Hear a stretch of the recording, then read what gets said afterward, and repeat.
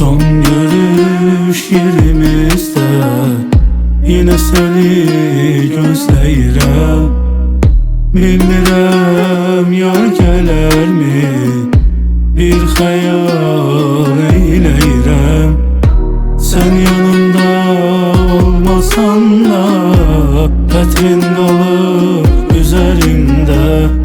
Dönəcək bir gün mənə, dönəcək bunu bilirəm. Mənə sevgilə baxan gözlər başqasına baxıbmı görəsən? Bir müxtəlimi tutan əllər yad insanı tutubmu görəsən? Düşündükcə hər gün gecələr dəli olurum mən deyəsən. Yaşanan o gözəl günlər ağlımdan çıxarıbmı görəsən?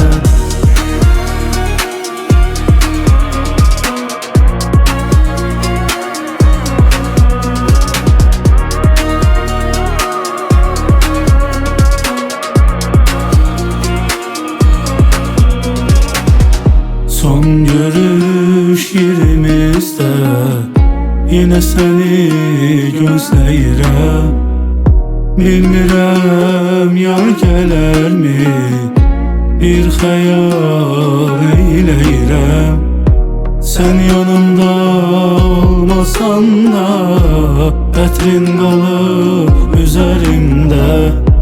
Dönəcək bir gün mənə, dönəcək bunu bilirəm. Mənə sevgilə baxan gözlər başqasına baxıbmı görəsən? Bir müxtəlimi tutan əllər yad insanı tutubmu görəsən? Düşündükcə hər gün gecələr dəli olurum mən deyəsən.